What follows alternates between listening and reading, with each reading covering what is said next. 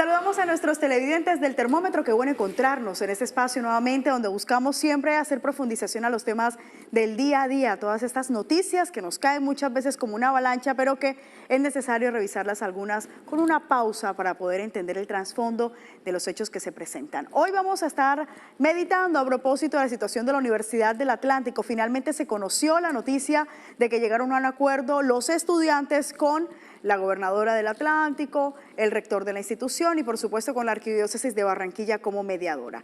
Mañana se levanta el cese de clases que ya llevaba más de 3 meses y esperemos que entonces se pueda planear un cronograma académico que no atropelle la calidad educativa. Y además también vamos a estar conversando otros temitas porque el invitado da para eso. Se trata del congresista César Lorduy, representante a la Cámara por el Departamento del Atlántico. Bienvenido, doctor César, gracias por estar con nosotros. No, Vanessa, muy complacido de estar aquí. Muchísimas gracias por la invitación.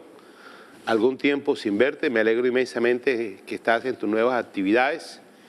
Y bueno, estamos aquí para atender todos y cada uno de los interrogantes que este programa seguramente tiene para el día de hoy. Totalmente. César Lorduy fue en algún momento no solamente docente de la Universidad del Atlántico, sino que estuvo vinculado al Consejo Superior como representante de los gremios. Tuvo voz y voto allí en muchas decisiones que se tomaron y bueno, luego por su elección como congresista tuvo que apartarse de este puesto, silla que sigue vacía hasta el momento, pese a que ya han pasado, ¿qué? Cerca de 2 años, año y medio aproximadamente. Usted, desde la barrera, ¿cómo ha visto la situación de la Universidad del Atlántico, la crisis que se vivió con Carlos Prasca y ahora este paro que se extendió por 3 meses? Vanessa, yo lo primero que quiero es felicitar a la señora gobernadora. Ha hecho un excelente trabajo en corto tiempo, en muy corto tiempo, porque los problemas de la Universidad del Atlántico vienen criándose, desarrollándose, incubándose y explotando desde hace algún tiempo bastante largo. Felicitar a la señora gobernadora por haber logrado el impasse de tener una universidad paralizada durante 3 meses. Y lo segundo es decir, pues conozco a la universidad lo suficiente, no como para imaginarme que puedo conocer toda su historia de haber permanecido en ella 30, 40 años. Eso ni me aumenta ni me disminuye el nivel de autoridad. Trabajé en la Universidad del Atlántico, estudié en la Universidad del Atlántico, fui profesor de la Universidad del Atlántico, fui miembro del Consejo Superior de la Universidad del Atlántico, etc. Y la Universidad del Atlántico me interesa a mí y le debe interesar a todos los atlanticenses y a todo el Caribe, porque allí estudian 26.000 alumnos de todas las regiones de Colombia, la mayoría de ellos con situaciones económicas difíciles que encuentran en la educación superior la posibilidad de poder realizar sus sueños. En segundo lugar, detrás de todos y cada uno de esos alumnos que están allí hay unos padres de familia con unos anhelos, unos sueños de ver a sus hijos realizados. Muchos de ellos casi que con la esperanza de que él pueda ser el único profesional de su familia. En tercer lugar, una gran cantidad de profesores, 800 profesores de tiempo completo, otra gran cantidad de profesores de tiempo ocasional y tiempo parcial, llamados comúnmente catedráticos, 1.200, y detrás de todo ese mundo de estudiantes hay una gran cantidad de personas que viven de los servicios que le prestan a los estudiantes, pensionados, personas que venden alimentos, etcétera, etcétera. Todo eso estaba paralizado y hay que decirlo, por obra y gracia de 10 o 15 personas que por muchos legítimos derechos que pudieran estar reclamando, lo que no tienen y no tenían era poderle prohibir a los estudiantes, todos ellos a los que nos estamos refiriendo, que pudieran recibir normalmente sus clases. Afortunadamente el impasse se superó y esperemos que la universidad recupere el ritmo que debería tener. Pero hasta este momento, todo lo que se ha venido incubando en la universidad, todo lo que se ha venido desarrollando, ojalá me equivoque, pero si las cosas no se corrigen, el pronóstico sencillamente es reservado. Bastante preocupante esto. La calidad académica de la universidad depende precisamente de que estén trabajando, de que se esté desarrollando investigación, de que se esté en el salón de clases impartiendo conocimiento. Estamos hablando que en este año van a tener que sacar el reto de llevar a cabo 3 semestres académicos en aproximadamente 11 meses, que es lo que nos queda del 2020. ¿Eso nos queda mucho, no deja mucho que desear para la calidad de una institución? Sí, definitivamente el tiempo es supremamente importante en materia educativa. La preparación también exige mucho tiempo. Los exámenes requieren otra gran cantidad de tiempo. Pero bueno, hay cosas que se pueden lograr y yo creo que la universidad tiene un nuevo reto por delante, poderlo lograr, entre otras cosas, para beneficio de toda esa gran cantidad de personas a las que nos hemos referido, incluyendo los casi 3.000 nuevos estudiantes que van a ingresar ahora en la universidad y que estaban esperando que le dijeran que ya pueden entrar. Porque además, la universidad no solamente es el complejo de toda esta gran cantidad de personas que están allí, sino que además, de alguna manera u otra, se constituye la esperanza de miles de caribeños, casi 30.000 que se inscriben cada semestre y que no tienen una oportunidad para poder entrar allí porque la infraestructura y la capacidad de la universidad no da para recibir sino 3.000 estudiantes cada semestre en promedio. Es decir, también hay 27.000 niños y niñas del Caribe que tienen la esperanza de entrar a una institución y que hay personas, 15 o 20, que le estaban impidiendo esa posibilidad. ¿Qué pedían? Bueno, algunas de las cosas ya la lograron, efectivamente quitaron un rector, no es el primero y ojalá que no sea el último, seguramente, pero ese proceso de continuar quitando el rector cuando de alguna manera u otra el rector no atiende determinadas peticiones va a continuar, ojalá pare. Pero así se lo hicieron a la doctora Ana Sofía Mesa, así se lo dijeron a la doctora Rafaela Voz, así se lo han dicho a todos los rectores que a lo largo y a lo ancho han podido estar allí cuando los apetitos, que aparentemente es lo que buscan, no son satisfechos. Totalmente, esos intereses son los que más preocupan porque son los que más daño le hacen a la academia y a la institución. Pero ellos, entre las reclamaciones que hacían, pedían cambiar una serie de artículos de los estatutos de la universidad, el estatuto. El estatuto es, para una universidad como para nosotros, la Carta Constitucional. Es decir, eso requiere un proceso de discusión y de socialización. Y es eso parte como de los tropezones en medio de todo este acuerdo que estaban haciendo para volver a clases, el tiempo que se estaba trazando para la discusión de los mismos. Y ya se empezaron a hacer algunas advertencias sobre las reformas que están pidiendo entre los estatutos. Alguno de ellos es la frase de que si el rector de Harvard pide renuncia a su cargo y se candidatiza a la Universidad del Atlántico, no podría. ¿Qué es lo que pasa? ¿Cuál es el trasfondo jurídico y las trampas que quizás se podrían estar dando con estas propuestas en la reforma? El columnista Martínez en el periódico El Heraldo en estos días escribía que allí no había sino sencillamente el sentimiento vanidoso de unos profesores que querían ser a diestra y siniestra rector de la Universidad del Atlántico y colocan una gran cantidad de condiciones casi que como un pliego sastre. Los estatutos de la universidad ojalá no queden como un sastre hecho a la medida de quien quiere ser rector de la universidad. Es decir, cuando lo que se practica en el mundo es que las universidades tengan aires diferentes, que en los consejos superiores haya personas que piensen de manera distinta, con orientaciones diferentes, de sectores totalmente distintos, incluyendo el sector productivo que yo representaba y que no ha vuelto a tener presencia dentro del Consejo Superior por muchísimas razones. En la Universidad del Atlántico nos estamos cerrando a esa posibilidad. Si Jesús Ferro Bayona quisiera hoy ser rector de la Universidad del Atlántico, con esta propuesta de estatutos que están presentando, no pudiera hacerlo. ¿Por qué? Por la sencilla razón de que exige que tiene que ser de tiempo completo de la universidad y además ser de la universidad. Eso es absurdo. Salomón Carlos Manovis, por ejemplo, uno de los ilustres académicos más importantes que pudiera tener Colombia, no pudiera ser rector de la Universidad del Atlántico. Y así sucesivamente. Y el Consejo Académico y toda una gran cantidad de instituciones lo amarran de tal manera que la universidad no va a tener un aire de respiro. Es decir, van a ser las mismas personas que durante 30, 25 años han estado allí y que por lo contrario, yo lo que creo es que la universidad debe airarse, debe recibir nueva gente, nuevas personas con pensamientos totalmente distintos para que pueda reconfigurarse.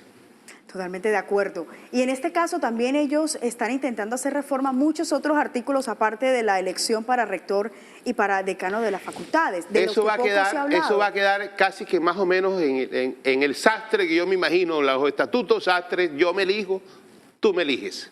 Es decir, los estudiantes se van a elegir, con todo el derecho deben elegirse, y los estudiantes a su vez que son elegidos, elegirán al rector. Y luego el rector va a ayudar a que facilite que esos mismos estudiantes sigan reeligiéndose. Eso es sencillamente lo que se está planteando en la reforma de los estatutos. Absurdo, totalmente absurdo. Vuelvo y repito, la universidad lo que necesita, por el contrario, más que esas restricciones, es un proceso de apertura. Para César Lorduy, ¿cuál debería ser el mecanismo idóneo dentro de lo que lo que permite la Ley 30 de Educación, ¿cómo debería ser la elección del rector en este caso para la Universidad del Atlántico? Como está planteado en la Ley 30, que participe el sector productivo, que participe los académicos, que participe la administración responsable de la universidad, que participe absolutamente todo, pero sobre la base de que no necesariamente el candidato tiene que ser un candidato de la misma universidad, puede ser cualquiera. Porque vuelvo y repito, lo que le interesa a la universidad son nuevos aires. Tú lo has dicho, si el rector de la Universidad de Harvard quiere hoy ser rector de la Universidad del Atlántico, no podría. Pero además algo todavía mucho más absurdo. Mucho más absurdo porque inclusive eso es como decir en una empresa privada que cuando se retira el presidente de la compañía, el nuevo presidente tiene que ser elegido por los trabajadores. Claro. Y así sucesivamente, o el director de este noticiero tiene que ser escogido por las personas que trabajan a su alrededor. Eso no necesariamente está bien. Eso puede ser un elemento de ponderación, pero no necesariamente puede ser el criterio a aplicar, porque vuelvo y repito, si lo que se quiere son cambiar los aires, la necesita la universidad, nuevos vientos, nuevos espíritus, nuevas dinámicas, sencillamente colocando los mismos con las mismas, vamos a quedar totalmente atrasados. Una de las propuestas que algunos de los sectores estudiantiles está jalonando es que, por ejemplo, para el voto que vaya a tener el representante de los egresados, haya una consulta con los egresados a nivel general y que de ahí el candidato que gane, pues ese sea por el que entregue el voto en el Consejo Superior el representante. Lo mismo para docentes, para los representantes de los estudiantes y también de las directivas académicas. Imagínate, tenemos que hacer en el 2020 3 semestres y yo no sé cuántas elecciones. Entonces, en ese proceso nos vamos a pasar, o se hacen los 3 semestres académicos, o se hacen no sé cuántas elecciones. Elecciones para los egresados, elecciones de consultas, elecciones para rectores, elecciones para decanos, elecciones absolutamente. Es decir, la universidad en vez de convertirse en un centro académico, se va a convertir en un centro electoral. Totalmente de acuerdo. César, a esa preocupación también se suma la silla vacía que usted dejó y otras 3 más que están allí, de estudiantes, de egresados y de directivas académicas, y a la que se le podría sumar la 5ª, que en este caso sería la de Roberto Figueroa, representante de los docentes, que está próximo a que se le venza. Con 5 sillas vacías en el Consejo Superior, ¿qué podría suceder?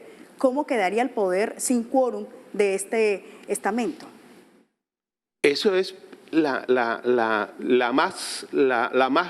más amplia prueba de la falta de legitimidad en la toma de decisiones. Un Consejo Superior incompleto, por muchísimas razones, y además de eso, en paralelo, una gran cantidad de elecciones. Entonces parecería que a alguien le favorece que el Consejo Superior no estuviera completo, porque de alguna manera, en la medida en que no exista el representante del sector productivo y el de los egresados, obviamente algunos sectores dentro del mismo Consejo Superior consideran que pueden tener una mayoría. Yo creo que es supremamente importante que el representante del sector productivo exista en el seno de la universidad.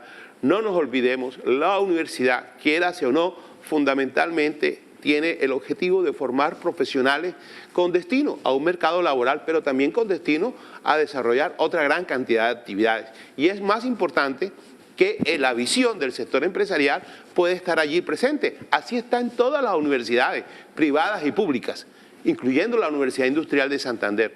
Es que es sorprendente que todas las universidades, incluyendo la nacional, funcionan de manera permanente y en la Universidad del Atlántico no hemos podido alcanzar una normalidad que se rompe en la medida en que un rector, para tener aparentemente unos escenarios equilibrados de poder, empieza a distribuir prebendas y contratos. Eso es lo más lamentable. César, vamos nosotros a nuestra primera pausa comerciales y a la vuelta vamos a seguir hablando de otros temas que también lo involucran a usted, especialmente la reciente lucha que está dando por la descentralización de varias oficinas y ministerios del gobierno. Ya volvemos.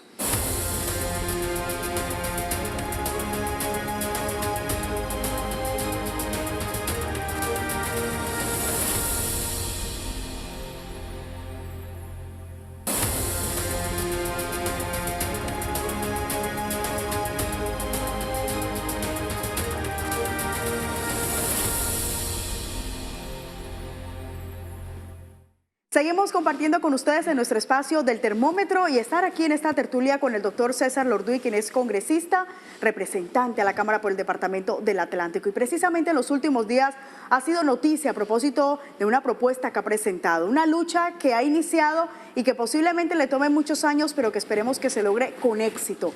Él está proponiendo que se descentralice la atención de diferentes ministerios y oficinas del Estado de la ciudad de Bogotá y que se lleve a las regiones o a las ciudades donde se necesite como tal.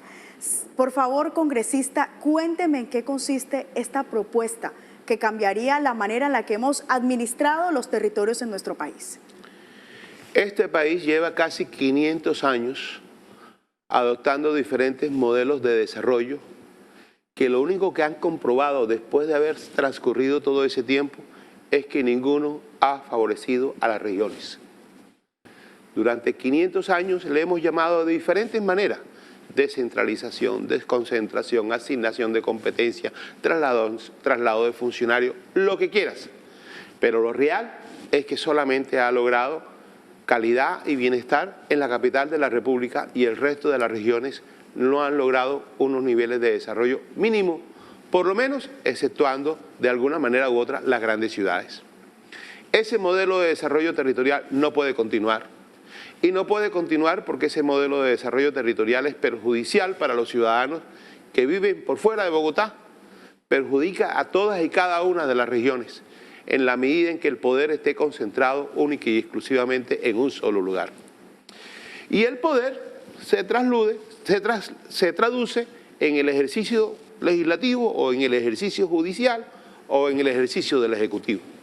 El legislativo puede funcionar en Bogotá, así lo dice la Constitución, pero el gobierno no tiene por qué funcionar en Bogotá porque así tampoco lo dice la Constitución.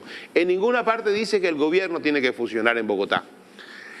Y se ha tratado de diferentes maneras de cambiar ese modelo. En 1974 López lo intentó, inclusive lo incluyó en la constituyente de 1977, que al final no triunfó, estableciendo que no debería funcionar en Bogotá, como en los Estados Unidos, ninguna empresa industrial y comercial de Estado, ninguna empresa de economía mixta, ningún instituto descentralizado y ningún organismo adscrito o vinculado a alguno de los ministerios. Eso no se logró, excepto por el Banco Popular, que le dieron la sede en la ciudad de Cali. Y luego planteamos de que en vez de trasladar todo eso, pues traslademos los ministerios, incluyendo las entidades vinculadas a los ministerios. ¿A dónde? A las regiones.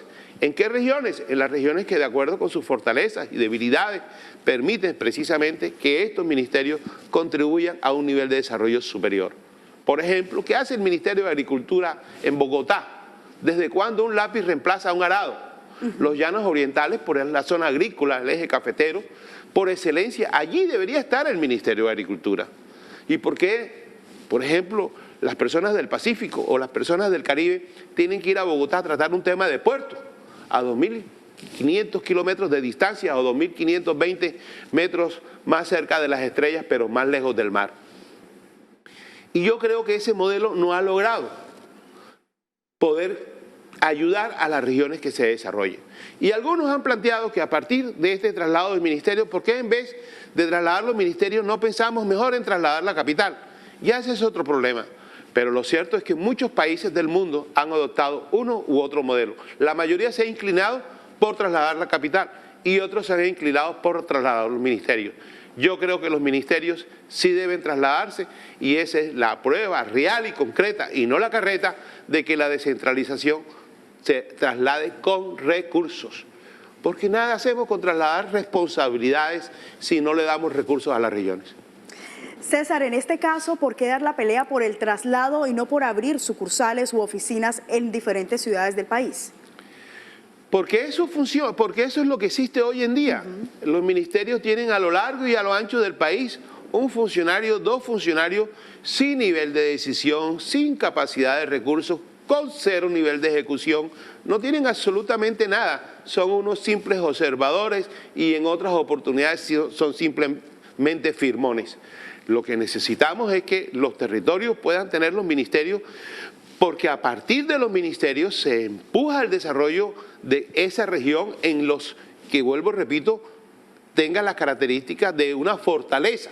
La región Caribe, por ejemplo, tiene fortaleza en materia de comercio, la región Caribe tiene fortaleza en materia de transporte, la región de los Llanos Orientales tiene fortaleza en el sector agrícola, Medellín y sus alrededores tiene fortaleza en el sector de la ciencia y tecnología, Cali tiene fortaleza en el sector del deporte, y yo creo que eso efectivamente puede contribuir al desarrollo de las regiones. Pero además no necesitas hoy la presencia física.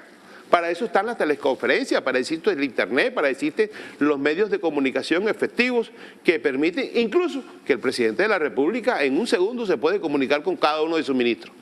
Totalmente, doctor César, pero en este caso siempre se ha apoyado el sistema centralizado, como se está manejando ahora, por la facilidad que tiene la cercanía con el Congreso de la República, porque está la presidencia, si se llega a requerir una reunión extraordinaria de ministros, porque están las mismas oficinas ahí cercanas e incluso se le facilita para las empresas en un mismo viaje solucionarlo todo en la capital del país. ¿Cómo quedaría configurado ese escenario con esta propuesta que usted hace? No, no necesariamente es así. En Medellín funciona la sede principal del Banco de Colombia.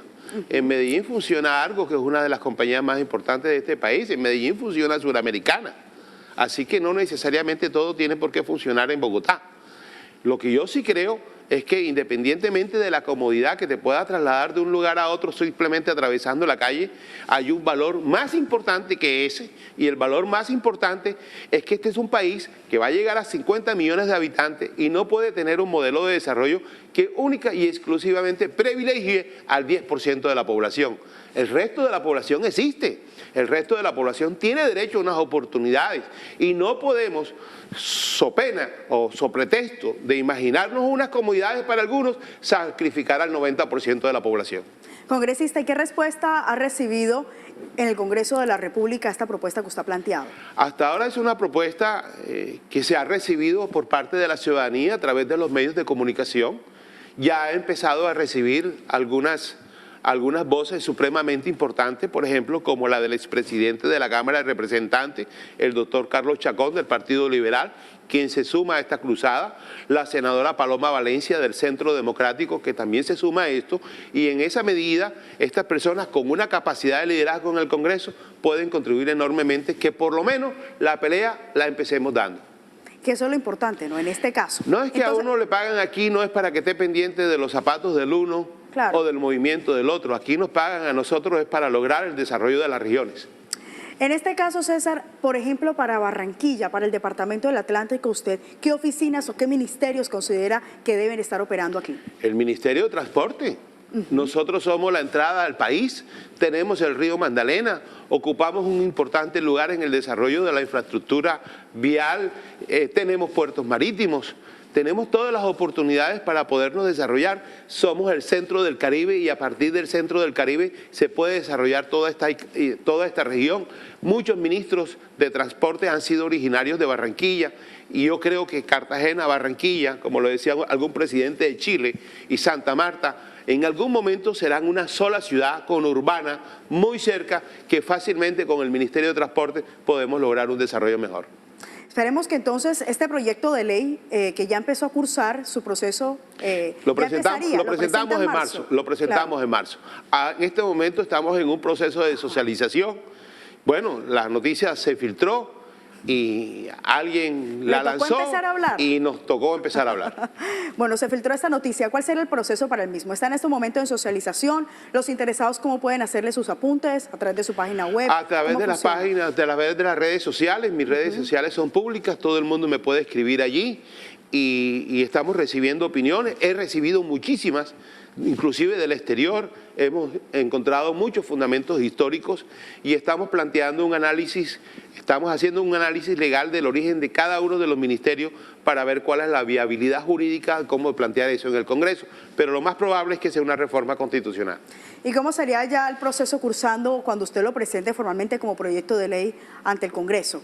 ¿Cuáles son los plazos de tiempo que aproximadamente se manejan? Una reforma constitucional exige normalmente 8 debates, eso puede durar más o menos 2 años y obviamente hay unos requisitos formales para su presentación desde el punto de vista que un solo congresista no puede firmar una reforma constitucional, tiene que agruparse.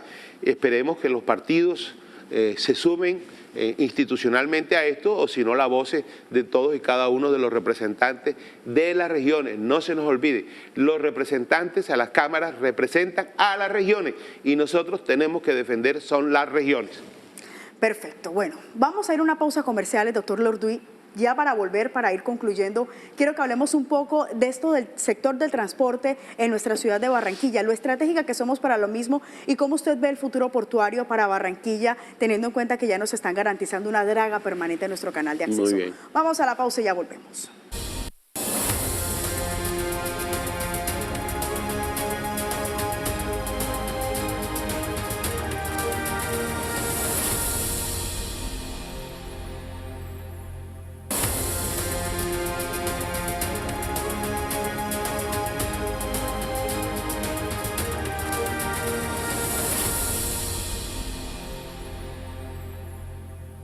Seguimos compartiendo con ustedes en nuestro espacio del termómetro, hoy acompañados por el representante de la Cámara, César Lorduy, un reconocido abogado que trabajó en nuestra ciudad de Barranquilla por muchos temas, entre ellos por el sector portuario. Fue un abanderado de defender precisamente los intereses y todos los problemas que en su momento se fueron presentando y que desde Intergremial también fue una voz que estuvo hablando en nombre de los portuarios de nuestra ciudad. Doctor Lorduy, ¿cómo usted ve nuestro futuro para este 2020 en materia portuaria para Barranquilla? Muy bien, pero me parece importante hacer una consideración previa sobre lo que acabas de decir.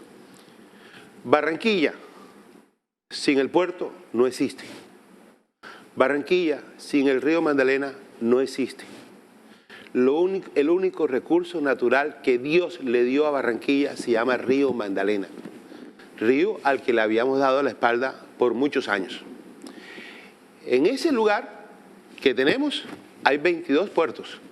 Claro. Allí se genera el 60% de la carga que se produce en este puerto, que entre otras cosas, a diferencia de otros puertos, aquí se queda la mayoría de la carga y aquí se produce la mayoría de la carga que sale o entra por ese puerto. Esa es la principal fuente de trabajo de esta ciudad y es la principal fuente de recursos en términos tributarios de esta ciudad. Por eso yo digo, Barranquilla sin el puerto se muere. Y como el puerto es tan importante para Barranquilla, el puerto hay que defenderlo, la zona portuaria. Y como el puerto es muy importante para Barranquilla, el puerto no puede tener dificultades. Hemos tenido todas en esos 22 kilómetros, fundamentalmente, algunas veces con el ancho del canal y otras veces con la profundidad del mismo, más lo segundo que lo primero. Y siempre, todos los años, teníamos el inconveniente que el puerto se cerraba. Hemos llegado a una conclusión, afortunadamente, allí nos ha apoyado muchísimo el Ministerio de Transporte y Cormandalena, de que tengamos una draga permanente. Cuando hablamos de draga permanente, no importa a qué título la vamos a tener. La podemos tener arrendada, la podemos tener en leasing, la podemos tener comprada, cualquiera que sea. Lo que importa es que preste un servicio. Nosotros en estos momentos tenemos una draga haciendo un trabajo. El puerto no se ha cerrado y durante el año 2020 vamos a tener igualmente, la mayoría del tiempo, una draga. ¿Hasta cuándo? Hasta cuando comience la APP que va a recuperar la navegabilidad del río desde Barranquilla hasta Barrancabermeja. Eso nos va a garantizar que los próximos 13 años, 14 años, Barranquilla no debe tener ningún tipo de problema desde el punto de vista de su desarrollo portuario. Pero eso no debe quedar allí. El desarrollo portuario necesita vías. Parte de ella es el puente Pumarejo, pero eso también nos invita a que ese puente Pumarejo no puede quedar en un embudo como en este momento está. Hoy en Santa Marta se está discutiendo las diferentes alternativas para hacer una vía de 4 calzadas que le permita a Barranquilla comunicarse con el interior del país, porque cuando uno atraviesa el puente Pumarejo, es que se comunica con el interior del país. La otra manera de comunicarse con el interior del país es por la vía de Cartagena. No tenemos ninguna otra vía. Esa es importante poderla desarrollar. Y el segundo punto es un crecimiento portuario, que ya no puede estar asociado al río, tiene que estar asociado al mar. Y esa es la razón por la cual nos sumamos al esfuerzo de la alcaldía de hacer todo lo que sea necesario para que Barranquilla tenga un puerto de aguas profundas. Ese puerto de aguas profundas, ¿qué tan cercano está a que sea una realidad? ¿Qué se necesita? Primero, una decisión política que yo creo que prontamente el alcalde de Barranquilla va a tomar en unión con la gobernación, de que esto sea un proyecto institucional, que no solamente sea un proyecto de iniciativa privada, sino que esté fundamentalmente en el plan de desarrollo del distrito y en el plan de desarrollo del departamento, en primer lugar. Y en segundo lugar, que se vea a Barranquilla a través de toda esta conectividad como el potencial portuario que seguramente vamos a tener en la medida en que la carga que se pueda generar permita la viabilidad de la construcción de ese puerto, que se puede hacer por partes.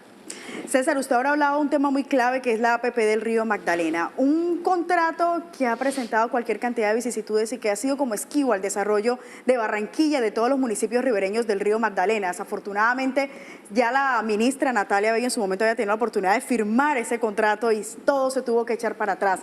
¿Cree usted que se aprendió la lección de los errores cometidos en esa primera firma y que ahora sí podríamos avanzar hacia algo sólido, teniendo en cuenta que todavía estamos avanzando en los procesos de licitación y todo esto? Los inconvenientes del pasado, para lo único que deben servir es para enseñarnos qué cosas no se deben repetir mal y qué cosas se deben mejorar. Muchas de las cosas que ocurrieron en el pasado con relación a este contrato hoy nos permiten decir que esta APP por lo menos va a ser muchísimo mejor en términos de ingeniería frente a lo que teníamos de manera inicial. Un mayor ancho de canal, unas zonas de fondeo, unas zonas de giro, le van a permitir a esta zona portuaria ser más competitiva. Si el contrato se hubiera hecho tal como estaba firmado en el pasado, muy probablemente hoy estuviéramos reclamando unos elementos que no estaban incorporados, incluyendo el reforzamiento de los tajamares, que son supremamente importantes. Yo creo que la experiencia nos indica que este contrato va a tener viabilidad, sobre todo va a tener bancarización, es decir, que no solamente están los recursos disponibles para poderlo hacer, sino que existen los sistemas financieros que van a permitir que esos recursos fluyan, ya es supremamente importante. El director de Cormandalena acaba de declarar hoy que hay 40 firmas interesadas. Eso es supremamente importante. Que haya 40 firmas interesadas en ese proyecto cambia totalmente el escenario, porque hace 5 años había una sola firma interesada. Un único que estuvo interesado, y eso también hizo parte también de los elementos allí que después llevaron a que tuviéramos que echar para atrás todo esto. Pero usted hablaba de que nosotros teníamos que ampliar todavía más esta oferta de puertos que tenemos, pensando en el superpuerto, pero quisiera saber si usted cree que incluso todavía estaríamos habilitados o en condiciones de habilitar nuevos puertos en la zona ribereña que tenemos. Claro, Sabana Grande, Soledad, Malambo van a tener la oportunidad de tener un desarrollo portuario, obviamente no de los mismos niveles que puede estarse en la desembocadura de Bocas de Ceniza o en el terminal marítimo, pero sí unos desarrollos portuarios acordes con los niveles de profundidad que va a tener el río Magdalena y la navegabilidad en esos sectores. Eso definitivamente va a ser supremamente importante para el desarrollo de esa parte del departamento del Atlántico, pero también igual para Bolívar, igual para el Magdalena e igual para el Cesar cuando estemos llegando a Barranca Bermeja. Pero congresista, no podemos hablar de desarrollo sin pensar en la energía eléctrica, en el servicio que nos está prestando hoy día Electricaribe y en las esperas que tenemos en estos momentos frente a lo que sería la adjudicación de Caribe Sol y de Caribe Mar. Usted como coordinador de la bancada Caribe ha dado la pelea por ese tema de Electricaribe. Hemos hecho un trabajo inmenso con una ingeniería legal extraordinaria, liderada, y debo reconocerlo así, con del presidente Duque, la ministra de Minas, con la superintendente de Servicios Públicos y toda la bancada Caribe. Construimos todo un escenario en el Plan Nacional de Desarrollo, dimos unos toques complementarios en la reforma tributaria o en la ley de financiamiento, y todo ese paquete nos dice que el 29 de febrero, es decir, dentro de un mes, nosotros seguramente vamos a tener la posibilidad de escoger 1 o 2 operadores para que se encarguen de la prestación del servicio de energía en la región Caribe. Pero además, conseguimos 825.000 millones que han permitido que las pocas cosas que se pueden hacer con esa capacidad de dinero, son pocas, frente al gran problema del servicio de energía, se han logrado hacer. Y si bien el servicio no es excelente, por lo menos no estamos como estábamos hasta hace poco en el plan de apaga y vámonos. Pero ¿será que sí hay posibilidades de que se dé una respuesta pronta frente a esta adjudicación, teniendo en cuenta que hemos tenido que estar postergando y postergando la fecha de la celebración, precisamente esta contratación? Nos dijeron inicialmente octubre, después diciembre, ahora febrero. Sí, ¿Habrá una nueva postergación? Los plazos han tenido las explicaciones razonables y digamos, independientemente de que ya ocurrieron, lo cierto es que ya estamos a punto del 29 de febrero. Pero aún así, escogiendo un operador, los problemas tampoco, y hay que decírselo a la ciudadanía con sinceridad, es que vayan a desaparecer. Recordemos que esos operadores tienen un compromiso de invertir casi 10 billones de pesos. Así es. Esos 10 billones de pesos no son inversión de un día para otro, es una inversión en 10 años. Pero lo que sí es cierto es que los problemas y los inconvenientes más inmediatos que teníamos se están corrigiendo y estoy plenamente seguro que en el futuro no los vamos a tener. Pero precisamente en vista de esos casi 10 billones de pesos que tienen que invertir las personas que queden al frente de este contrato, ¿usted considera que Caribesol y Caribemar deberían ser compartidos? Es decir, que lo mejor sería que cada una sea coadministrada por varias empresas para que el peso en el bolsillo no sea tan fuerte. Los escenarios que se han hecho es que, digamos, la atención del mercado sectorizado es precisamente para poder atender las restricciones legales en cuanto a temas de competencias establecidas en Colombia. Aquí hicieron unos temas de restricción de la competencia fundamentalmente para favorecer a los señores de la energía hidráulica, pero bueno, ¿por qué? Porque no se puede tener una participación en el mercado superior al 35%, como hoy en día, después que nosotros lo aumentamos, anteriormente estaba en el 25%. Si ubicas absolutamente todo el mercado, pues entonces se sale de esos niveles, porque muy probablemente habrá personas que quisieran pautar por las dos compañías, pero se exceden en las restricciones legales. Esa es una parte de la explicación. Pero la otra explicación es que eso es una combinación entre mercados buenos y mercados malos. Es decir, lo que algunos dicen el hueso y la carne. Pero el que quiera los dos lo puede tener, porque entre otras cosas los pliegos están hechos de tal manera que el que quiera los dos mercados tiene unos puntos adicionales. Así que si a algún solo operador se ganan los dos mercados, pues en la práctica lo integra. En la práctica lo integra. Pero si no, pudiéramos tener dos operadores. Y qué bueno que haya dos operadores, porque también podría existir un tema de competencia. ¿Y qué de las garantías laborales, a propósito de que usted es abogado experto del sector laboral, para todo este personal que durante años estuvo vinculado a Electricaribe? Condición indispensable, promesa escrita, está escrita. Ningún trabajador de Electricaribe podrá ser desvinculado como consecuencia de un nuevo operador. Eso quedó claro desde el principio y así está escrito y así están los pliegos. Como consecuencia del cambio de operador. Podrá ser desvinculado por cualquier otra razón, pero no por esa.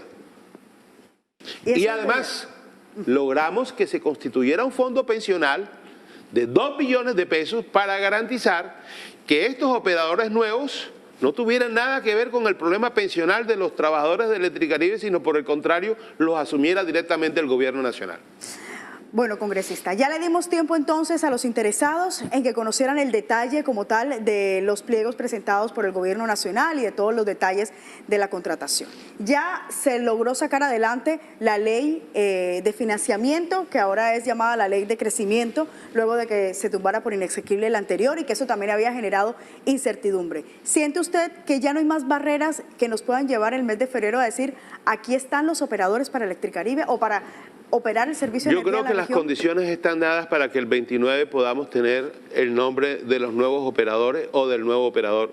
El reto hacia el futuro es crear las condiciones de que no podemos en la región Caribe seguir consumiendo energía hidráulica cuando nosotros aquí tenemos la suficiente luminosidad y el poder calorífico suficiente para tener energía alternativa. En La Guajira se están instalando muchas de esas plantas. Al 2032 se dice que vamos a tener el 20% de la energía total en Colombia con recursos naturales renovables, lo cual va a ser supremamente importante para la región. Bueno, muchísimas gracias, congresista, por estar acompañándonos en este espacio. CTV Barranquilla es su casa, aquí lo esperamos cada vez que venga a Barranquilla, igual con frecuencia lo llamamos vía telefónica cuando usted se encuentra en Bogotá. No, Vanessa, muchísimas gracias, muy complacido de estar aquí y vuelvo y te digo, muy contento de verte nuevamente. Por supuesto que sí, años que no nos veíamos nosotros. Ya para terminar, las redes sociales suyas para los interesados en participar con sus opiniones en este proyecto de ley que está construyendo de descentralización. En Twitter, @CLorduy, en Instagram, CLorduym y en Facebook simplemente César Lorduy. Ahí pueden decirme lo que quieran. Perfecto, lo bueno y lo malo. Lo bueno y lo malo. Muchísimas gracias, congresista, No, muchas gracias a ustedes por estar con nosotros. Bienvenido al termómetro cuando le plazca y aquí seguiremos y haciéndole seguimiento especialmente a ese tema. Y gracias también a nuestros televidentes por acompañarnos hoy en nuestro espacio del termómetro. Sigan con más de nuestro canal y recuerden que este programa completo es publicado en nuestro canal de YouTube. Sigan, por supuesto, conectados con CTV Barranquilla.